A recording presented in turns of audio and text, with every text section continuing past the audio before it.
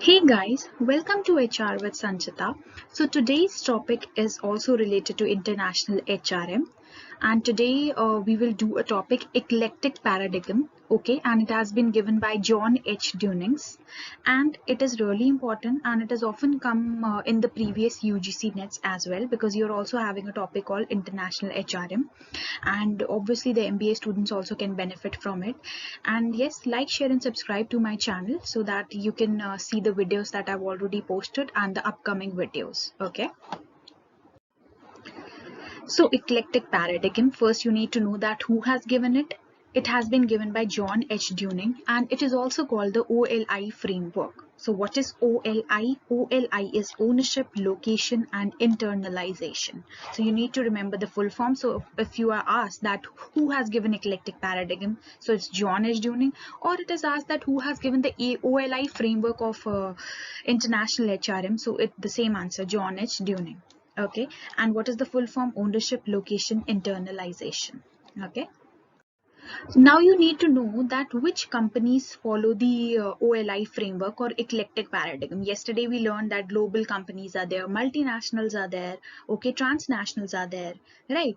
So now who follows this OLI framework? So it is followed by companies who want to know whether it is beneficial to pursue FDI or not. So FDI is foreign direct investment. For example, if a company is India, if a company in India wants to set up business in America or wants to set up a business in Africa, Australia, okay, so that means that it is doing FDI, okay, foreign investment, so foreign direct investment.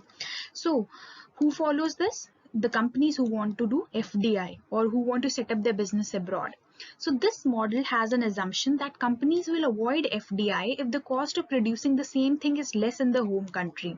So obviously, if we can produce a pencil for example, in 50 paisa in our home country India, and in America the cost is 2 rupee. So why would we go to America, right, when it is costly there in America? So rather than we would produce in our home country, right, in India, because cheap labor is there, the raw material is also available easily. So why would we go to another nation and increase our costs, right?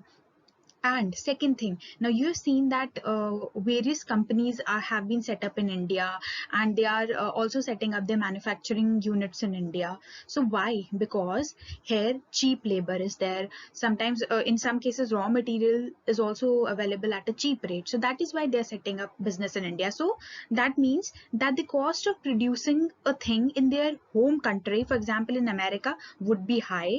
Okay, and here in India the cost is low because labor is cheap, right? So the labor is a major factor in the cost of production. So labor is cheap, okay, and for example, for a particular product, raw material is also cheap. So that is why they are setting up business in India. Okay,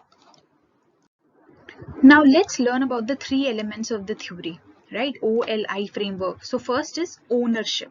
Ownership, so what it includes? So it includes copyright, trademarks, patent rights. So it includes the proprietary information and ownership rights of the company, like copyright, trademarks and patent rights. And why these are important? Because these things give a company a competitive advantage, okay, in the market. So for example, if a company has a copyright, a patent right, a trademark of producing a particular product, then obviously it would have a competitive advantage over other companies, because that company would have the rights to produce that product, right? So that is why this serves as a competitive advantage. So now comes the location. Okay, so this was the OL. So this is the L of our OLI framework, or the eclectic paradigm. And again, I'm telling, we are studying here international HRM, topics of international human resource management, right? So location, it means comparing the advantage of performing functions in a particular country with the home country. So as I told you, right, in the beginning of this lesson, I told you that if it is beneficial to produce something, or to manufacture or set up our company, or set up our manufacturing unit in some other country, if the cost is low, then obviously we can go for that country, right? And even the raw material is available at a good cost or at a low cost, okay.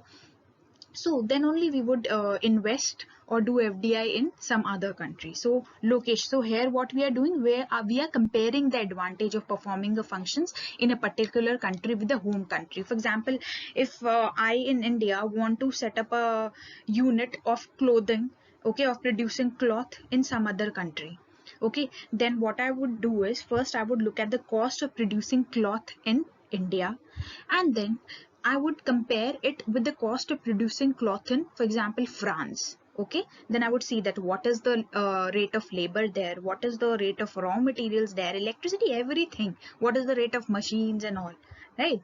So then I would compare. So if the cost of producing that particular cloth in France is less than the cost of producing cloth in India, then obviously I would prefer France, right? But if the cost of producing cloth in France is high and in India is low, then why would I leave my home country and go and produce in some other country, right? So this is location. So it includes the, and yes, the resources should also be available. So it includes availability and cost of resources when functioning in one location compared to the other. So cost involves everything: cost of resources, cost of natural resources, cost of human resources, right? Everything is involved, cost of raw material. So, and it can also include natural resources or created resources. So natural resources that are natural, created resources that are created by mankind. Okay, so which usually, and mankind, not the company, created by man. So it can include natural resources or created resources which usually require partnership with the people. So for example, if you go to a particular country, so you don't have the right to use their resources, right? You need to partner with the government, you need to partner with some institutions which have created those resources in case they are created resources, right? So you cannot just go and use their resources. For example, if some company is investing in India, they're setting up the units, then they have to take permission from the government, right?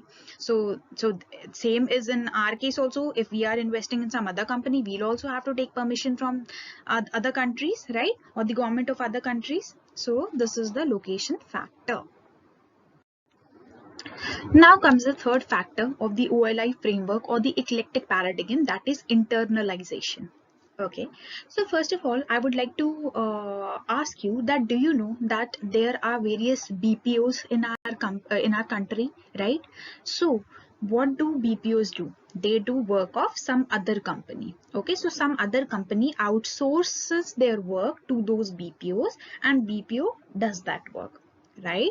So why do companies outsource their work to other companies or to the BPOs? Because they are like the functions that are not really important. So they are day-to-day functions. Okay, so those functions, if they are done by other companies also, so that would not harm the company. Okay, so, and yes, the BPOs do that work at a lower cost, right? So they are day-to-day work, and the work that do not involve much expertise, right? So you must have heard that I'm working in an American BPO, I'm working in a German BPO, I'm working in an Australian BPO, right? So you must have heard from your mates or friends or family friends, right? So what they are doing is they are doing the work of American companies or German companies, right? So they're doing their work and day-to-day work, or the work that does not involve much expertise, right? So internalization. So rather than setting up, for example, if we are working for an American company, we are doing some work of, I'm working in a BPO and I'm doing a work of an American company, right? So when American company is getting that work done from me or from my BPO at a low cost, okay, so why would it set up the whole unit here? Okay, because it would involve a lot of investment, like it will have to buy a building or rent a building, get permissions, right? Then hire people. So इतना सरदर्दी क्यों लेना है? Rather than क्या करें, हम किसी company को ढूंढे जो हमारा काम कर सके और हम उसको काम allocate कर दें, ठीक है? So फिर हमें अब ये भी देखना होता है, इंटरनलाइजेशन यही होता है, that these advantages signal whether it is better when it is better for an organization to produce a particular product in house versus contracting with a third party. So sometimes it may be cost effective for an organization to operate from a different market location while they keep on doing the work in house. So outsourcing is only beneficial if the contracting company is able to understand the business. Yes, हम किसी BPO को अपना काम तभी देंगे अगर वो जो कंपनी है, ठीक है, जिसको हम आउटसोर्स कर रहे हैं अपना काम, वो अंडरस्टैंड कर पा रही है हमारे बिजनेस को और हमारी लाइक सीक्रेसी भी रखती है, ऑथेंटिक है, मतलब ये नहीं कि हमारा डेटा लीक कर रही है, राइट। तो ये सब तो पूरे NDAs, non disclosure agreement sign होते हैं कंपनीज के बीच में, राइट। सो तभी आउटसोर्सिंग बेनिफिशियल होगी अगर जो दूसरी कंपनी है that is able to understand the business, okay, and they can meet the quality standards at a lower cost. Okay, so this is internalization. So yes, this topic is over. So thank you for attending my lecture, and yes, I'll keep on posting videos for you, and yes, like, share and subscribe to my channel, and see you.